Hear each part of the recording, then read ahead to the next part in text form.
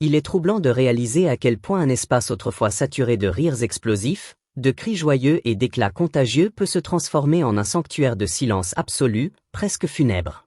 La « maison du rire », cette expression qui résumait si bien l'univers de Louis de Funès, s'est muée en un domaine clos, ceinturé de murailles de pierre millénaires, un château aujourd'hui relégué aux marges de la mémoire collective, presque effacé des guides touristiques contemporains. C'est dans ce refuge isolé, loin des flashs des photographes et des hurrahs du public, que Louis de Funès, l'homme qui avait autrefois fait hurler de joie des dizaines de millions de Français, choisit de passer les dernières années de son existence. Il y fuyait la célébrité qu'il avait lui-même édifiée, brique par brique, grimace par grimace. Il y jardinait avec une précision maniaque, taillant les buissons comme il taillait ses dialogues, écrivait des notes intimes qui ne verraient jamais la lumière, et finit par rendre son dernier soupir dans une quiétude que peu auraient imaginé pour un tel colosse de la comédie. Mais que s'est-il vraiment passé derrière ces grilles massives, ces portails verrouillés? Comment le comédien le plus adulé de l'histoire du cinéma français a-t-il pu léguer une fortune aussi évanescente, aussi vite que les bulles de savon d'un enfant? Plongeons au cœur de la vie de l'homme derrière le masque du rire, cet être profondément contradictoire, dont l'existence fut un cocktail explosif de triomphes publics et de tourments intérieurs. Louis-Germain David de Funès de Galarza naquit le 31 juillet 1914 à Courbevoie, en banlieue parisienne. Ses parents, Carlos Luis de Funès de Galarza et Léonor Soto Regras, étaient des immigrés espagnols ayant fui la pauvreté et les soubresauts politiques de leur pays natal dès 1904. Le père, ancien avocat désargenté, s'était reconverti en diamantaire à Paris, la mère gérait le foyer avec une énergie farouche et une autorité naturelle. Louis grandit dans un environnement modeste, marqué par la frugalité, les difficultés linguistiques et les regards parfois méprisants des voisins. Frêle, timide, affublé d'une petite taille 1,64 m à l'âge adulte, il était la cible favorite des moqueries scolaires. On le surnommait « le nain » ou « l'espingouin ». Loin d'imaginer en lui un futur géant de l'humour, ses railleries forgèrent pourtant son expressivité physique hors norme. Elles transformèrent ses insécurités en armes comiques, en un langage corporel amplifié qui deviendrait sa signature. Son enfance, passée dans des appartements exigus entre les deux guerres mondiales, aiguisait son sens de l'observation. Il scrutait les prétentions des bourgeois du quartier, les vanités des commerçants, les peurs quotidiennes des ouvriers. Tous ces détails humains, il les stockait dans un coin de sa mémoire, pour les exagérer plus tard à l'écran avec une précision chirurgicale, un génie unique qui faisait mouche à chaque réplique. Dès l'âge de 5 ans, Louis apprit le piano sur un vieil instrument familial. Ses doigts agiles couraient sur les touches jaunies, reproduisant des airs de jazz entendus à la radio. Devant le miroir fêlé de la salle de bain, il imitait déjà les adultes, le boulanger au fort accent espagnol, la concierge acariâtre, les camarades de classe qui le tourmentaient. Ces séances solitaires étaient sa thérapie, sa manière de transformer la douleur en pouvoir. Des psychologues contemporains y verraient les fondations d'une résilience comique, comparable à celle de Charlie Chaplin, autre petit homme qui conquit le monde par la grimace et le geste. Louis, dans de rares confidences à des biographes, avouait que ses moqueries l'avaient rendu hypersensible au ridicule humain, un radar infaillible pour les vanités qu'il exploiterait plus tard avec une cruauté jubilatoire. Contrairement aux stars qui explosent jeunes, Louis de Funès ne connut pas la gloire précoce. Pendant la Seconde Guerre mondiale, déclaré inapte au service militaire en raison de sa santé fragile et de sa petite stature, il survécut en jouant du piano dans les bars enfumés de Paris. Ses cabarets sombres, imprégnés d'odeurs de tabac blond et de whisky bon marché, étaient son univers nocturne. Il n'avait ni renommée ni argent, mais un don exceptionnel pour imiter les clients autour de lui, le patron irascible, le client avare, la serveuse blasée. Ses imitations, glissées entre deux morceaux de jazz, faisaient déjà exploser les rires des habitués. Un soir de 1945, alors que la France sortait exsangue de l'occupation, le destin frappa. En sortant du métro, il croisa par hasard l'acteur Daniel Gélin, une figure montante du cinéma d'après-guerre. Gélin, impressionné par une anecdote drôle que Louis lui raconta avec une mimique irrésistible, lui proposa un petit rôle dans La Tentation de Barbizon.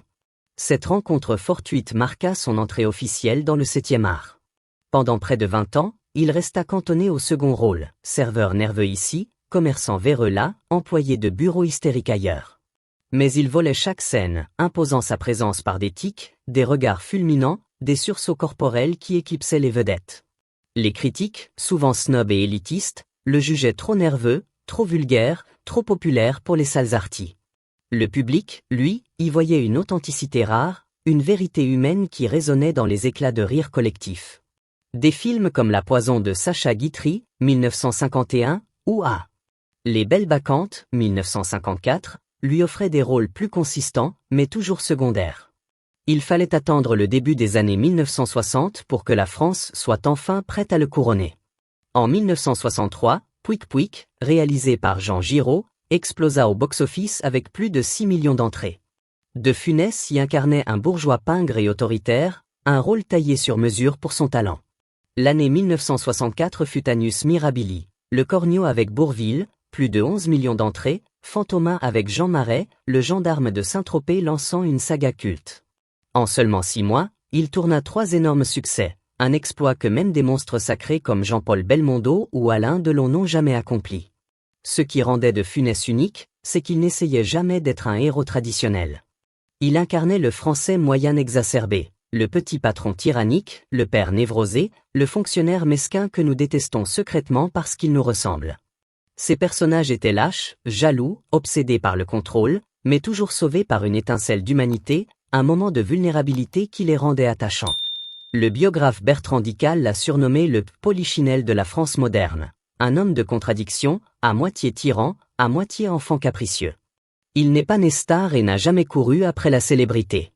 Son ambition, disait-il dans de rares interviews, était simplement d'être le meilleur des seconds rôles. Ironie du sort, cette humilité feinte ou réelle fit de lui une légende incontestée. Il reste le seul comédien français depuis Charlie Chaplin dont les films rassemblent encore 4 générations devant l'écran, grands-parents, parents, enfants, petits-enfants, tous hilars devant les mêmes grimaces. Sa méthode de travail était légendaire. Obsédé par le contrôle, il répétait des heures seul devant un miroir, chronométrant chaque grimace à la seconde près.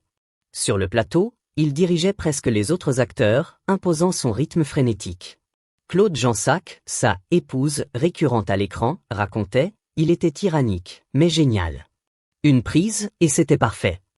Ses partenaires apprenaient à suivre son tempo ou à subir ses colères théâtrales. Michel Galabru, son complice dans la saga des gendarmes, avouait: il me faisait refaire une scène 10 fois pour un regard mal placé. Mais le résultat était magique. Au milieu des années 1970, Louis de Funès avait tout, la gloire qui remplissait les salles sur son seul nom, la fortune accumulée par des cachets colossaux, et pourtant, un épuisement profond, physique et mental. Son corps, ce véhicule de la comédie, commençait à trahir. Après 2 graves crises cardiaques en mars 1975, les médecins lui ordonnèrent un repos absolu, un ralentissement radical, l'abandon de sa quête perfectionniste. Pour un homme obsédé par le contrôle des gestes, des timings, des partenaires de jeu, c'était une condamnation cruelle, presque une trahison de son propre corps. Il se retira de Paris, cette ville qu'il avait couronnée roi, et s'installa définitivement au château de Clermont, une demeure du XVIIIe siècle perchée au-dessus de la Loire, dans le paisible village du Cellier, à une quinzaine de kilomètres de Nantes. Il l'avait acquis quelques années plus tôt grâce aux bénéfices faramineux de La Grande Vadrouille, 1966, ce film qui reste l'un des plus grands succès du cinéma français avec plus de 17 millions d'entrées. Mais ce n'est qu'après son effondrement de santé que le château devint son refuge ultime, son ermitage. Là, entouré de rosiers qu'il plantait lui-même, de vignes qu'il taillait avec précision, de 40 hectares de parcs boisés, le plus grand comique de France se mua en jardinier passionné. Imaginez la scène, Louis de Funès, cet hystérique de l'écran, passant des heures à tailler les arbres fruitiers, à planter des tulipes aux couleurs vives, à nourrir ses canards près de l'étang artificiel. Les habitants du Cellier le voyaient souvent se promener seul sur les sentiers sinueux, les mains croisées dans le dos, perdu dans ses pensées, le regard fixé sur l'horizon de la Loire. Même dans cet havre de paix, il restait hanté par le bruit de sa propre célébrité, ce vacarme intérieur qui ne s'éteignait jamais complètement. Les visiteurs étaient rares, triés sur le volet.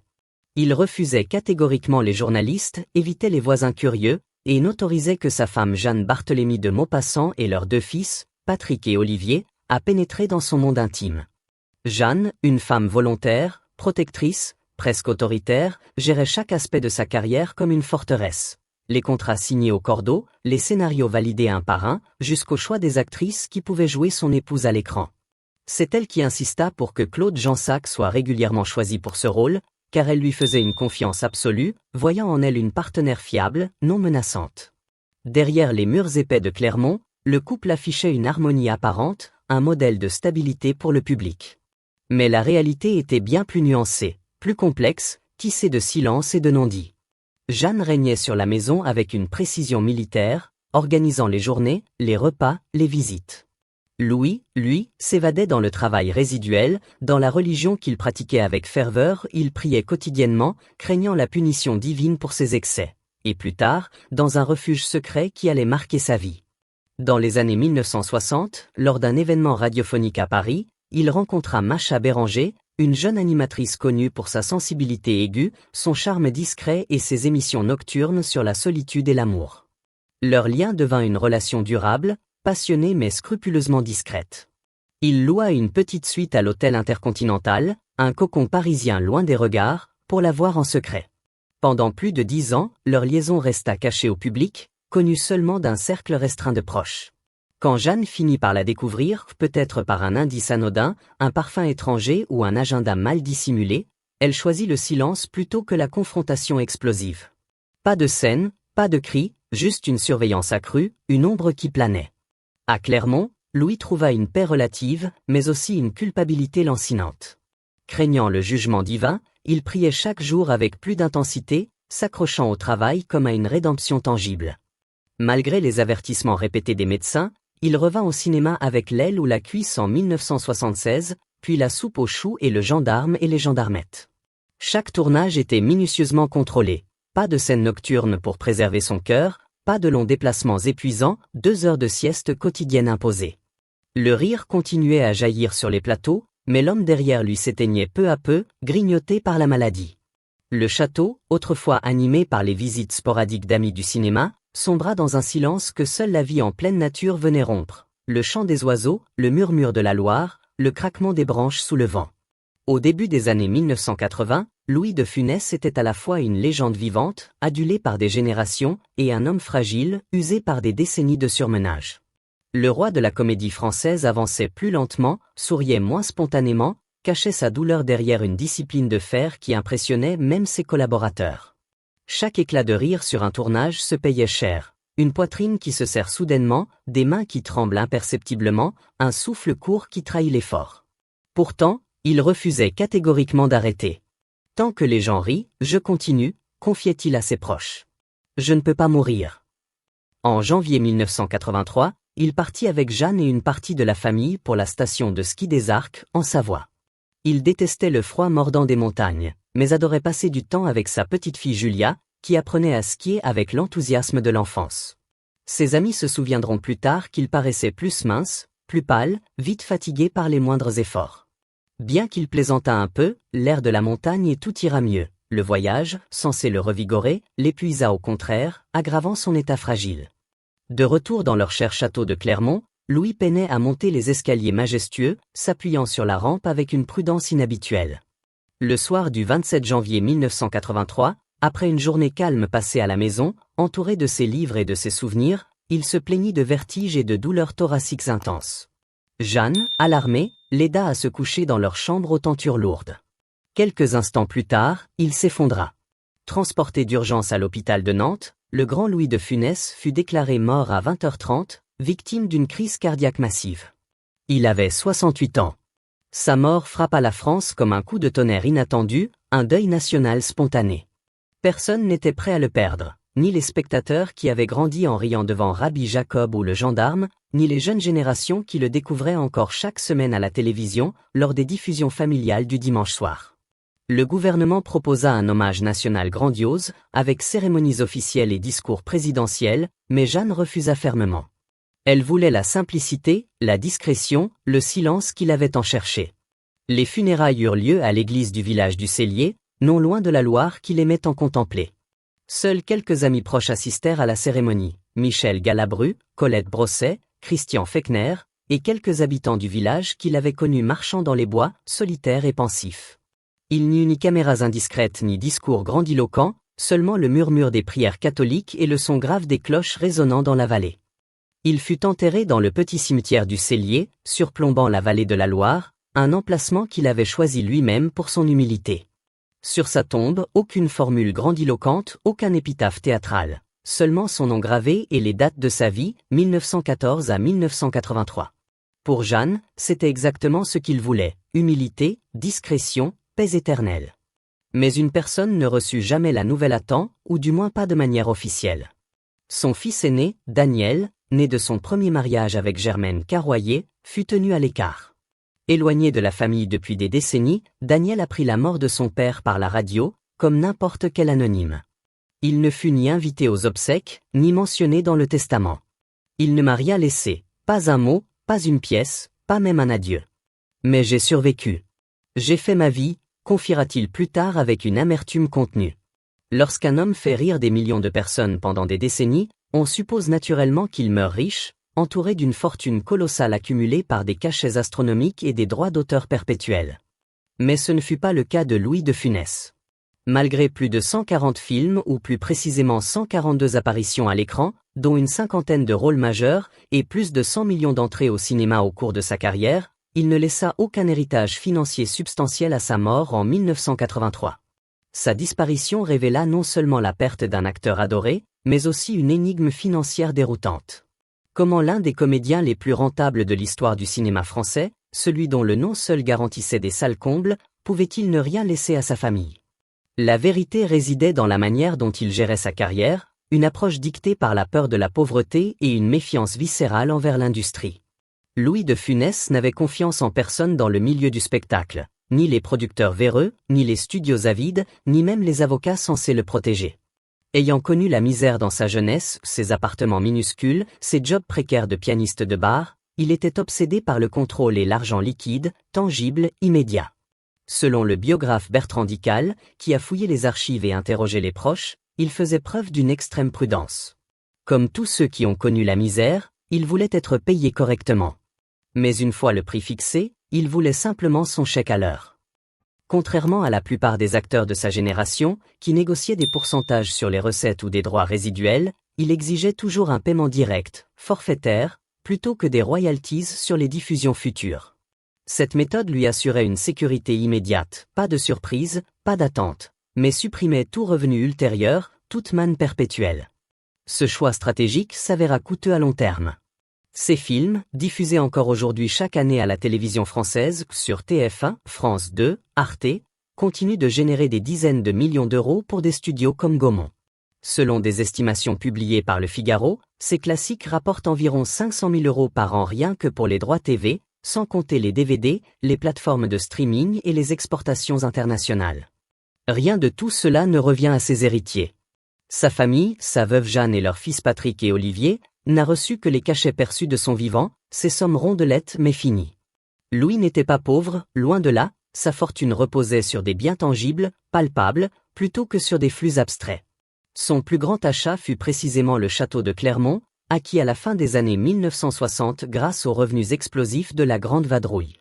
La propriété, avec ses 40 hectares de vignes productives, de bois denses et de jardins méticuleusement entretenus le long de la Loire, devint à la fois son refuge idyllique et sa prison dorée. Après sa mort, Jeanne hérita d'une partie du domaine, mais l'entretien d'un tel lieu, un château du XVIIIe siècle avec ses toitures à rénover, ses parcs à entretenir, ses taxes foncières exorbitantes, s'avéra presque impossible sans revenus complémentaires. En 1986, à peine 3 ans après sa disparition, le château fut vendu à une association venant en aide aux personnes handicapées. Aujourd'hui encore, des admirateurs nostalgiques se rendent au cellier, croyant que le domaine appartient toujours à la famille de Funès, mais la réalité est plus prosaïque, plus dure. Il ne leur appartient plus. La maison qui résonnait autrefois des éclats de voix de Louis, ses répétitions solitaires, ses rires étouffés, est désormais une résidence partagée pour artistes en difficulté, tandis que son parc jadis privé fait l'objet de querelles permanentes sur les droits fonciers, la préservation environnementale et l'accès public. D'une certaine façon, son histoire financière reflète parfaitement ses personnages à l'écran, brillants, chaotiques, toujours en mouvement frénétique, et finalement vaincus par leurs propres contradictions internes. Il donna tout à son art, à cette quête de perfection comique, mais ne s'intéressa jamais au commerce qui l'entourait, au rouage financier qui aurait pu sécuriser l'avenir. En fin de compte, Louis de Funès ne mourut pas pauvre, il avait vécu dans l'opulence relative. Il mourut comblé par son legs artistique. Mais sa fortune, comme son rire, appartenait à tout le monde, diffusé dans l'éther culturel français. Derrière les rires tonitruants et les applaudissements nourris des salles, Louis de Funès menait une double vie faite de discipline rigide, de secrets bien gardés et de conflits émotionnels profonds. Aux yeux du public, il était un mari dévoué, fidèle envers Jeanne-Barthélemy de Maupassant, sa seconde épouse avec laquelle il partagea plus de 40 ans de mariage, de 1943 jusqu'à sa mort. Mais derrière les portes closes du château ou des plateaux de tournage, la réalité était bien plus complexe, nuancée par des zones d'ombre. Son union avec Jeanne lui apporta la stabilité dont il avait tant besoin après une jeunesse chaotique, mais elle exigeait aussi un contrôle absolu, presque étouffant. Jeanne gérait chaque décision professionnelle avec une fermeté inébranlable, les scénarios qu'il acceptait, et ceux qu'il refusait, les acteurs avec lesquels il travaillait, et ceux qu'il évitait, et même les femmes qu'il côtoyait à l'écran, veillant à ce qu'aucune ne devienne une menace potentielle. Mais avant Jeanne, il y avait eu une autre femme et un autre fils, effacés de l'histoire officielle comme on efface une scène ratée au montage. En 1936, bien avant la célébrité, alors qu'il n'était encore qu'un pianiste anonyme luttant pour survivre, Louis épousa Germaine Carroyer. Il vivait modestement dans un appartement de 10 mètres carrés au-dessus d'un café à Saint-Étienne, peinant à payer le loyer tandis qu'il jouait du jazz dans les bars enfumés pour quelques francs. Leur fils Daniel naquit en 1937, au milieu d'un mariage qui s'effritait déjà sous le poids des difficultés financières et des ambitions divergentes. En 1942, Louis partit à Paris pour poursuivre son rêve d'acteur, et le divorce fut prononcé peu après. Avec l'arrivée de Jeanne dans sa vie, ils se marièrent en 1943, Daniel fut discrètement effacé de l'image publique de la famille, relégué à un rôle de secret de famille. Pendant des décennies, Daniel vécut dans l'ombre d'un père qu'il admirait profondément mais qu'il ne pouvait approcher librement. Il racontera plus tard, dans de rares confidences, que Louis lui rendait visite en secret, lui apportant des disques de jazz rares et des dessins humoristiques, repartant avant que Jeanne ne s'en aperçoive. « Il venait me voir en cachette », dira Daniel. « Il m'a appris à dessiner. Il me faisait rire, mais j'étais un enfant secret, un fantôme dans sa vie. » Quand Louis mourut en 1983, Daniel apprit la nouvelle à la radio, comme un étranger. Non invité aux obsèques, non reconnu publiquement, oublié dans le testament. « Il ne m'a rien laissé », dira-t-il avec une amertume qui transperçait les années, mais j'ai survécu. Daniel mourut à son tour en 2017, à 80 ans, d'une crise cardiaque, le même destin tragique que son père, comme un écho génétique cruel. Même au sein de sa famille officielle, les relations de Louis étaient complexes, marquées par l'amour et l'autorité. Son fils Patrick, devenu médecin, décrivit son père comme aimant mais autoritaire, se mêlant de tout avec une obsession qui pouvait étouffer. Le plus jeune, Olivier, qui apparut avec lui dans 6 films, Les Grandes Vacances, Le Gendarme et les Extraterrestres, etc., quitta plus tard le cinéma pour devenir pilote de ligne, cherchant délibérément à échapper à l'héritage écrasant de son père. Pourtant, Olivier ne parla jamais avec ressentiment. Dans une interview accordée en 2004, il reconnut que son père pouvait être difficile, voire obsessionnel, mais profondément humain. « Il m'a appris la dignité », dit-il. « Même si on t'exploite, fais bien ton travail, le boomerang finit toujours par revenir. » Et puis il y eut Macha Béranger, cette voix radiophonique qui le réconfortait dans le secret le plus absolu. Leur relation commença vers 1960 et dura plus d'une décennie, un baume pour l'âme tourmentée de Louis. Ils se rencontrèrent lors d'événements radiophoniques à Paris, où Macha animait des émissions nocturnes sur la solitude, l'amour et les confidences intimes. Pour Louis, qui vivait dans une angoisse permanente, peur de la mort, peur de l'échec, peur du jugement, elle représentait une chaleur humaine rare. Il conservait une petite suite d'hôtels à Paris rien que pour elle, un lieu calme, anonyme, loin des caméras et du contrôle omniprésent de Jeanne. Lorsque Jeanne découvrit la liaison, probablement par une intuition aiguisée ou une surveillance discrète, elle ne dit rien publiquement, mais commença à le suivre partout, jusque sur les plateaux de tournage, veillant comme une ombre protectrice. Macha, comprenant la guerre silencieuse qui s'instaurait, se retira avec élégance et dignité. Elle mourut en 2009 sans jamais avoir parlé publiquement de leur amour, emportant le secret dans la tombe. Plus de 40 ans après sa mort, l'ancienne demeure de Louis de Funès, le château de Clermont au Cellier, se dresse toujours au bord de la Loire, entouré des mêmes bois silencieux qu'il arpentait autrefois en quête de paix intérieure. Mais ce qui fut jadis son paradis personnel, son royaume privé où il jardinait et méditait, est devenu un champ de bataille bureaucratique, nostalgique et empli de souvenirs fanés. La grande propriété où il s'est éteint paisiblement n'appartient plus à sa famille depuis longtemps. En 1986, à peine 3 ans après sa disparition, Jeanne, accablée par les coups d'entretien, l'a vendit à une organisation caritative venant en aide aux personnes handicapées. Incapable de gérer ce vaste domaine du XVIIIe siècle avec ses 40 hectares de parc, ses vignes et ses jardins, elle dut se résoudre à cette cession douloureuse. Le château devint par la suite un espace semi-public, à la fois résidence d'artistes en résidence, site historique ouvert sporadiquement aux visites guidées, et lieu de mémoire pour les fans. Mais le temps ne lui a pas été clément. Les jardins que Louis entretenait lui-même avec une passion presque maniaque, ses rosiers taillés au millimètre, ses allées ratissées quotidiennement, se sont envahis par les mauvaises herbes et les ronces. La vigne, autrefois productive, s'est tue, abandonnée aux caprices de la nature. La demeure a lentement perdu son âme, ses salons autrefois meublés avec goût maintenant réaménagés pour des usages fonctionnels. Pourtant, le vrai conflit ne vient pas de cette dégradation physique, mais des querelles autour des terres environnantes. En 2024, le vaste parc boisé entourant le domaine, autrefois le refuge le plus intime de Louis, ses sentiers où il marchait seul, réfléchissant à ses rôles ou à sa mortalité, fut soudain mis en vente par son propriétaire actuel. Les habitants du Cellier, une petite commune de seulement 4000 âmes, craignirent immédiatement qu'il ne soit privatisé, clôturé, transformé en quelque chose d'inaccessible. La rumeur d'un élevage de chevaux de luxe, voire d'un lotissement résidentiel haut de gamme, provoqua une colère vive, une mobilisation citoyenne inédite. Des associations locales se formèrent, Regard Nature, pour la préservation environnementale, sur les traces de Louis de Funès, créées en son honneur pour perpétuer sa mémoire. Elles mobilisèrent des milliers de résidents et même des fans venus de toute la France pour protester, lettres ouvertes aux autorités, pétitions en ligne récoltant des dizaines de milliers de signatures, appels publics dans les médias locaux. Ils exigèrent que le terrain reste accessible au public, ouvert aux promenades, aux cueillettes de fleurs printanières. Pour eux, ce n'était pas qu'un parc ordinaire, c'était un morceau d'histoire vivante, la dernière trace tangible d'un homme qui avait en fait rire la France, un lien avec son esprit espiègle. Il nous laissait nous promener là pour cueillir des fleurs, se souvient Marilène David, l'une des militantes les plus actives, les yeux brillants de nostalgie. À la fin de 2024, la SAFER des Pays de la Loire, soutenue par le WWF et le Conservatoire des espaces naturels, intervint pour préempter la vente à hauteur de 1,2 million d'euros, une somme colossale pour une commune modeste.